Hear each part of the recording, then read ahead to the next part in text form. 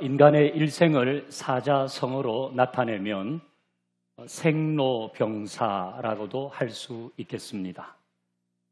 태어나서 늙고 병들어 죽는다는 겁니다. 태어나서 늙고 병들어 죽는다. 이렇게 보면 인생 참 별것 아니라는 생각을 합니다. 요즘 우리가 묵상하는 전도서가 인생을 헛되다고 하는 이유도 사람의 일생이 생로병사에 불과하고 그 모든 일도 언제 어떻게 일어날지 모르기 때문입니다. 하지만 전도서는 생로병사의 인생을 비관적으로 보지 않습니다. 일견 비관적으로 흐를 수밖에 없는 인생이지만 그 속에서 지혜를 찾고 그 속에서 하나님의 섭리를 따라가면 이 인생에 깃들어 있는 허무함을 이길 수 있다는 겁니다. 자, 이제 오늘 우리에게 주시는 하나님의 말씀을 다시 한번 읽어 보십시다. 전도서 7장 4절입니다. 시작. 지혜자의 마음은 초상집에 있으되 우매한 자의 마음은 혼인집에 있느니라. 아멘. 지혜자의 마음은 초상집에 있고 우매한 자의 마음은 잔치집에 있다. 이 구절은 조문을 많이 가라, 결혼식보다는 장례식에 많이 가라, 그런 말씀은 아니겠죠. 이 구절의 의미는 죽음에 대해서 생각하며 살라는 것입니다. 죽음에 대해서 생각하며 살아라. 죽음을 생각하지 않고 죽음에 대해서 준비하지 않고 살고 있다면 그것은 어리석은 것이다.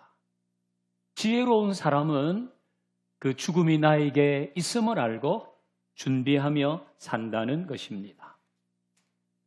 지금 세계의 경제는 기존의 경제 이론으로는 더 이상 설명하거나 예측하기 어렵다고 합니다. 너무나 많은 변수 때문에 불확실하다는 거죠. 경제뿐 아니라 정치 상황도 사회적인 문제도 문화와 환경 모든 분야에서 인류는 불확실한 시대를 살고 있습니다. 자, 이런 불확실한 시대 속에서 가장 확실한 것이 한 가지 있어요. 그건 우리 모두에게 생의 마지막 순간이 온다는 겁니다. 우리 모두에게는 생의 마지막 순간, 즉 우리 모두는 죽는다는 겁니다. 우리 또 한번 따라해 보십시다. 나는 죽는다. 나는 반드시 죽는다. 따라하지 않은 사람도 죽습니다. 죽음은 가장 확실한 사실입니다. 그러나 사람들은 죽음은 자신과 멀리, 때로는 나와 상관없을 것이라고 생각합니다. 그래서 가급적 이야기하지 않으려고 합니다. 하지만 생로병사의 한계 속에 사는 인간은 누구나 자신의 죽음을 생각하고 준비하며 살아야 합니다. 그래서 오늘 하나님은 지혜자의 마음은 초상집에 있다고 하신 겁니다. 자, 이처럼 모두가 다 죽는다고 하면 그 죽음 이후에는 무엇이 있을까? 이것은 모든 인류의 궁금증입니다. 죽으면 끝일까요? 만약 죽으면 끝이다. 이러면 얼마나 편하고 좋겠습니까? 죽음은 끝인데 어떻게 살든 신앙생활을 하든 안 하든 선하게 살든 악하게 살든 히틀러처럼 살든 마더 테레사처럼 살든 김정일처럼 살든 한경직 목사님처럼 살든 죽음은 다 끝이라면 얼마나 편하고 좋습니까? 그럼 자기 살고 싶은 대로 살다가 죽으면 되는 겁니다. 저는 목사로 임종을 지켜볼 때가 있습니다. 생의 마지막 순간에 있는 사람과 함께 하는 것입니다. 그런데 임종을 맞을 때 죽음이 끝이라는 반응을 보이는 사람들은 거의 없습니다. 생의 마지막 거대한 마침표를 찍는 그 시간, 공통적으로 죽음 이후에 무언가 다른 세계가 있다는 반응을 보입니다. 기뻐하거나 아니면 두려워하거나 평안하거나 거대한 공포감을 느끼기도 합니다. 왜? 죽음은 끝이 아니기 때문입니다. 동서고금을 막론하고 죽음이 끝이라고 생각한 문명은 없습니다. 도리어 사후세계에 대한 지대한 관심을 가지고 있었죠. 그래서 권력자일수록 죽은 후에 닥칠 그 미지의 세계에 대한 준비를 했습니다. 거대하게 묘지를 만들고 산 사람들을 그 안에 함께 매장하게 하고 미라를 만들어서 영원한 사후세계가 있을 것이라 생각한 것입니다. 성경도 죽음이 모든 것의 끝이라고 말하지 않습니다. 이제 우리 히브리서 9장 27절을 먼저 봅니다. 같이 읽습니다. 시작. 한 번 죽는 것은 사람에게 정해진 것이요 그 후에는 심판이 있으리니. 아멘. 사람은 누구나 죽는데 그 후에는 심판이 있다. 자, 그 다음 구절도 볼까요? 같이 읽습니다. 시작. 그들은 영벌에 의인들은 영생에 들어가리라 하시니라. 죽음 이후에는 심판이 있고 심판 이후에는 영원한 세계가 있는데 그 영원한 세계는 두 가지로 존재한다는 겁니다. 하나는 영벌, 하나는 영생입니다. 다르게 말하면 지옥과 천국이 존재한다는 것입니다. 천국과 지옥은 종교적인 상상력 속에 있는 장소가 아닙니다. 그 천국과 지옥은 실제합니다. 어떤 사람은 천국과 지옥 이런 것은 전 근대적인 종교적인 상상력이 만든 것이다 라고 생각합니다. 그때는 사람들이 구름 위에 하늘, 저 하늘 위에 무엇가 있는지 몰랐다. 그래서 막연하게 저 하늘 어딘가에 천국과 지옥이 있을 것이라고 생각했다는 겁니다. 그런데 지금은 사람들이 우주를 향해서 우주선을 쏘아 올리고 우주 정거장을 만들고 태양계를 넘어서 은하계를 탐색해 보겠다고 하는 이 시점에 우주에 올라가니까 아무것도 없던데. 그래서 신자들 중에서도 천국과 지옥을 마치 동화 속에 존재하는 종교적인 상상이 만든 장소라고 생각하는 경향이 있습니다. 여러분의 생각은 어떻습니까? 우주의 신비를 밝히는데 필연적인 학문이 수학과 물리학입니다. 저는 문과이기 때문에 물리학은 공부도 안 했고 수학은 엄청 못했습니다. 제가 이제 책을 좀 읽어보니까 물리학이 발전하면 발전할수록 우주의 신비는 더 많이 풀리게 될 것이라고 합니다. 그리고 제가 한 가지 더 부연하자면 천국과 지옥의 존재도 물리학이 발전하면 발전할수록 그 실체가 밝혀질 것이라고 봅니다. 흔히 차원이라는 단어를 쓰죠. 니하고 내하고는 차원이 다르다. 근데 본래 이 차원은 수학과 물리학에서 쓰는 용어잖아요. 우리 PPT를 한번 봅니다. 보통 1차원 하면 선입니다. 2차원 하면 면이죠. 3차원 하면 공간입니다. 우리는 어디까지 이해하는가? 이 공간, 3차원까지 이해합니다. 우리가 이해하는 시간과 공간은 3차원 안에 있을 때만 다 이해하고 생각할 수 있습니다. 그러니까 지금 이 12월 18일 오전 11시 40분입니다. 그럼 제가 같은 시간에 여기에서 설교하면서 또 저 다른 다른 지방에서 동시에 설교할 수 없습니다. 이게 3차원인 겁니다. 또 우리는 똑같이 한 공간에 존재하는데 어떤 사람은 2022년 12월 18일 11시 40분에 있고 이 중에 어떤 사람은 20년 전 30년 12월 18일에 존재할 수 없습니다. 우리가 이해하는 것은 3차원 안에서의 시간과 공간이기 때문입니다. 그런데 이 시간과 공간을 4차원의 세계까지 확장한 사람이 있습니다. 바로 아인슈타인입니다. 우리가 잘 아는 물리학의 거장이죠. 엄마들이 좀 비싸도 아인슈타인 우유를 먹이는 이유가 있는 거죠. 아인슈타인처럼 되어라. 아인슈타인은 시간과 공간의 개념을 4차원까지 확장했습니다. 이걸 특수 상대성 이론, 우리 그렇게 들어보았습니다.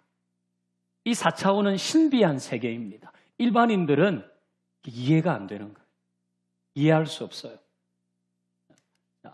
4차원은 이런 겁니다.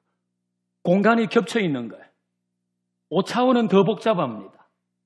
4차원을 넘어가면 시간과 공간이 얽혀 있는 겁니다. M 이론, 이런 걸 보면 이 우주에는 10차원을 넘어서 11차원까지 존재할 거라고 생각합니다. 물론 지금은 이론적으로 그렇게 하는 거죠. 시간과 공간이 얽혀 있는 거예요. 우리는 같은 공간에 있지만 다른 시간대에 있을 수도 있는 거고 나는 같은 시간대에서 다른 공간에 있을 수도 있는 겁니다. 이게 우리는 이해가 되지 않지만 이게 물리학의 이론인 것입니다. 그러니까 3차원만 이해하는 우리로서는 도저히 상상할 수 없는 세계가 존재한다는 거죠. 여러분들 인터스텔라, 마션 이런 영화를 보셨는지 모르겠습니다. 거기 보면 그 영화를 몇 번씩 봐도 이해가 잘 안 됩니다. 어떻게 저런 시간과 공간의 변화가 있지? 그런데 그게 이 물리학으로는 가능하다는 거죠.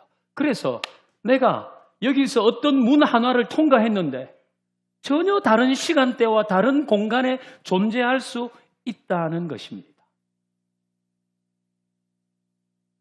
눈에 보이는 것이 전부가 아니라는 거예요.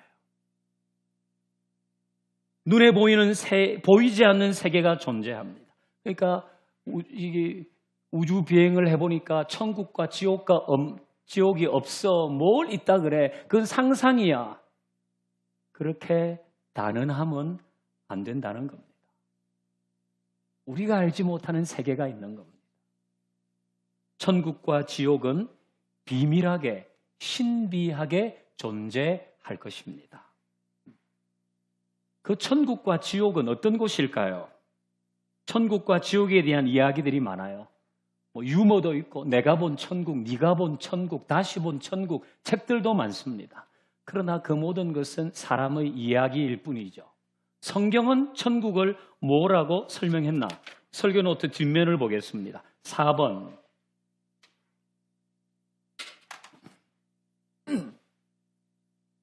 자, 지옥은 육체적인 괴로움이 있는 곳이라 그랬어요.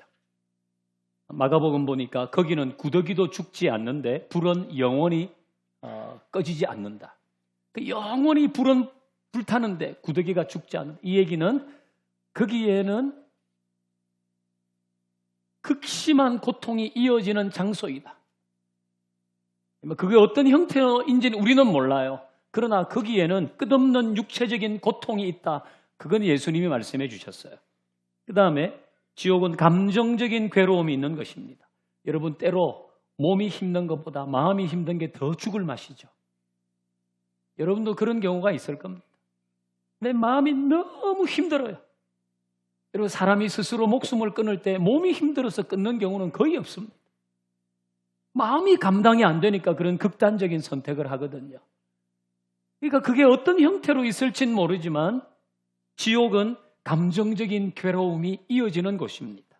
또 지옥은 하나님과 완전히 단절된 곳입니다. 여러분 이 세상에는 아무리 악한 사람도 하나님의 자비를 경험합니다. 꽃을 보고 아름다움도 느끼고 햇볕도 받고 공기도 이제 들어마십니다. 근데 지옥은 더 이상 하나님의 자비가 없습니다. 그 어떤 용서도 없습니다. 하나님과 단절된 곳이기 때문이죠. 자, 죽음 외에 또 하나의 세계, 천국이 있습니다. 천국은 어떤 곳인가? 육체적인 고통이 사라진 곳입니다. 앞으로 의학은 더 발달할 것입니다. 복지도 더 좋아집니다. 그러나 고통은 없어지지 않습니다. 사람의 수명은 연장되겠지만 결코 사람의 고통은 사라지지 않아요. 그곳은 어딘가? 바로 천국입니다. 천국은 모든 고통이 사라진 곳입니다. 또 감정적인 만족이 있습니다. 여러분 정말 행복하다 그렇게 느낀 때가 있으시죠? 어떤 때는 그게 한 1시간 정도? 어떤 때는 일주일 정도? 근데 정말 행복하다. 그 만족감이 쭉 이어지는 것입니다. 그게 천국입니다. 그리고 천국은 하나님과 친밀한 교제가 있습니다. 우리가 하는 찬송 중에 구주를 생각만 해도 내 마음이 좋거든. 그 얼굴 배울 때 얼마나 좋으랴. 주님을 늘 만나는 주님의 임재 안에 있는 그것이 지속되는 것입니다. 여러분 천국 가야 되겠습니까? 지옥 가도 되겠습니까? 혹 여러분도 여전히 천국과 지옥은 종교적인 상상 속에 있는 장소라고 여기십니까? 그게 19세기까지는 존재했는데 20세기가 되면서 인간이 우주로 날아가면서 없어진 것이다. 그렇게 생각하시나요? 그 역시 20세기에 머물러 있는 사고입니다. 이제 앞으로 물리학이 점점 발달하면 우리가 알지 못했던 우주의 신비, 그게 밝혀질 겁니다. 그러면 우리가 알지 못하는 또 다른 차원에서 하나님의 영원한 나라는 열릴 것입니다. 저는 그렇게 믿습니다. 죽으면 모든 것이 끝이 아니라 영원한 세계가 나타난다. 천국에서의 영생도 지옥에서의 영벌도 존재한다. 그러니 살아있을 때에 그 죽음을 준비해야 하지 않겠습니까? 살아있을 때 준비해야 됩니다. 지혜자의 마음은 초상집에 있어야 한다는 것입니다. 사실은 우리 잔치집에 가면 뷔페도 먹고 기분 좋잖아요. 근데 여러분도 이제 상가에 가보셨지만 저도 상가에 가잖아요. 그럼 마음이 달라요. 상가에 가서 예배를 드리면 마음이 달라요. 자기 인생을 성찰하게 돼요. 자기 삶에 대한 성찰이 없으면 그게 인간적인 삶을 산다고 할 수 있을까요? 내 삶에 대한 성찰은 웨딩홀에 가서 느끼기보다 장례식장에서 느낄 때가 더 많습니다. 이게 지혜인 것입니다. 이건 생각하며 살아야 됩니다. 이제 금년 말이잖아요. 다음 주면 금년 마지막 주일입니다. 우리가 이렇게 매번 마지막 시간을 경험하는 이유는 그게 거듭되면서 내 인생의 마지막 순간도 온다는 걸 좀 통찰해야 할 필요가 있기 때문에 우리는 매 시간 마지막 텀을 맛보는데 그게 거듭되면서 내 생의 마지막 순간에 대해서 생각하지 않는다면 그건 정말 인생을 제대로 산다고 말할 수 없는 것 아니겠습니까? 그래서 이 연말, 특별히 대림절, 이건 주님이 다시 오실 것을 생각하고 그것은 이 역사의 종말과 내 개인의 종말을 되새겨보는 기회라고 할 때 매년 필요한 절기인 겁니다. 이제 설교노트 5번 마지막 읽어봅니다. 뒷면 동그라미 5번 같이 읽어봅니다. 시작. 역사를 읽어보면 현세에 지대한 공헌을 한 그리스도인은 내세를 가장 많이 생각한 사람들이라는 것을 발견하게 된다. 하지만 그리스도인들이 내세에 대해 생각하기를 중단했을 때 그들은 현실 세계에서도 무능한 사람이 되었다. C.S. 루이스가 순전한 기독교에서 한 말입니다. 그러니까 쭉 역사를 살펴보니까 현실 세계에서 영향을 끼친 사람은, 그런 그리스도인들은 내세, 죽음 이후의 세계, 천국, 그것을 많이 생각한 사람들이더라는 겁니다. 그들이 현실 세계에서 영원한 세계를 생각하며 사니까 두려움이 없고 안절부절하지 않고 전전긍긍하지 않고 당당하게 살았다는 겁니다. 성도로, 한 국가의 국민으로, 세계 시민으로 영향력을 미치며 살았다는 겁니다. 천국이 있다는 걸 생각하니까 열정적이고 더 활기차고 더 강력하고 더 능력 있고 더 깨끗하게 살았다는 거예요. 그런데 그리스도인들이 내세를 생각하지 않고 살았을 때는 더 무능력해졌다는 거예요. 더 초라해졌다는 거예요. 우리에게 영원한 세계가 있는데 여기에 사는 것이 전부라고 생각하고 여기에서의 삶의 여러 모습을 따라서 전전긍긍하고 낙심하고 실망하고 어쩌면 좋냐고 이러고 그렇게 사니까 이건 뭐 그리스도인으로 사명 이런 거는 생각도 못하고 그냥 초라하게 무능하게 현실 세계에서 보냈다는 겁니다. 저는 이게 제대로 된 통찰이라고 봅니다.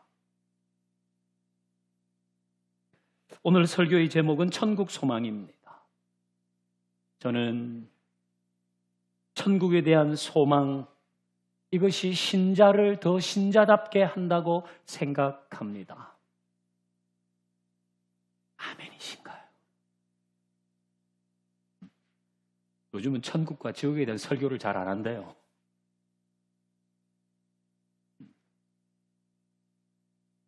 저는 이 소망을 날마다 더 크게 가질 수 있기를 바랍니다.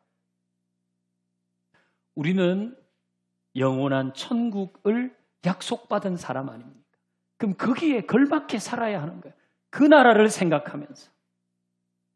그 나라에서 가는 연습 좀, 그 나라에 가서 살 연습 좀 해야 되지 않겠어요?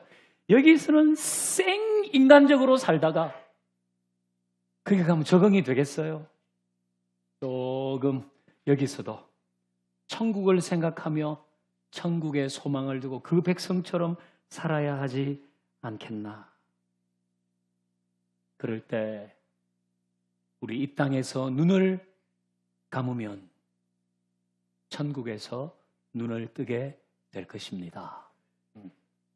천국과 지옥을 부인하지 말고 무관심하지 말고 죽음을 준비하는 지혜로운 자로 살아서 이 현실 세계에서도 더 열정적으로, 더 활기차게, 더 능력 있게, 더 깨끗하게 살아갈 수 있기를 주의 이름으로 축원합니다. 우리 찬양하십시다.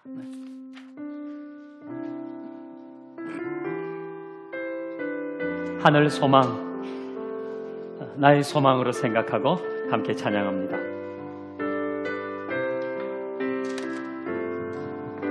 나 지금은 비록 땅을 벗하며 살지라도 내 영혼 저 하늘을 디디며 사네. 내 주님 계신 눈물 없는 곳 저 하늘에 숨겨둔 내 소망 있네. 보고픈 얼굴들 그리운 이름들 많이 생각나. 때론 가슴 터지도록 기다려지는 곳. 내 아버지 노른품 날 맞으시니 저 하늘에 쌓은 내 소망이네. 주님 그 나라에 이를 때까지 순례의 걸을 멈추지 않으며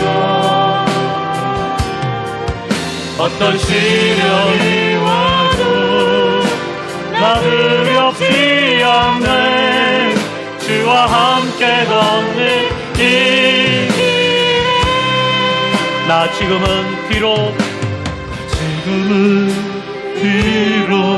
땅을 걷다며 살지라도 내 영 저 하늘을 디디며 살겠습니다. 디디며 살네. 내 주님 계신 눈물 없는 곳 저 하늘에 숨겨둔 내 소망이네.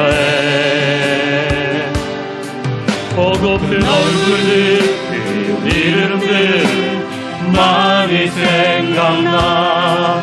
때론 가슴 터지도록 기다려지도록 내 아버지 너른 날 맞으시는 저 하늘에 쌓은 내 소망이네. 손을 들어 찬양합니다. 그 나라에 이를 때까지 순례의 걸을 멈추지 않으며 할렐루야. 어떤 시련이 와도 나 두렵지 않네. 주와 함께 가는 이 길에 주님 나라에 이를 때까지 이 나라에 이를 때까지 순례의 걸을 멈추지 않으며 하나님의 나라 백성으로 사십시다. 시련이 와도 천국 소망으로 사십시다. 주와 함께 걷는 이 주님의 나라에 이를 때까지 주님 그 나라에 이를 때까지 우리의 마지막 시간을 생각하며 지혜로운 자로 사십시다. 어떤 시련이 와도 나 두렵지 않네. 주와 함께 가는 길 우리 마지막으로 주님의 나라에 이를 때까지 그 나라에 이를 때까지 우리가 함께 걸음 멈추지 않으며 어떤 시련이 와도 나 두렵지 않네. 주와 함께 걷는 이 길 주와 함께 걷는 이 길에 주와 함께 걷는 이 길에 우리 모두가 함께 걷는 우리 함께 걷는 이 길에 할렐루야. 이전에 한번 기도합니다.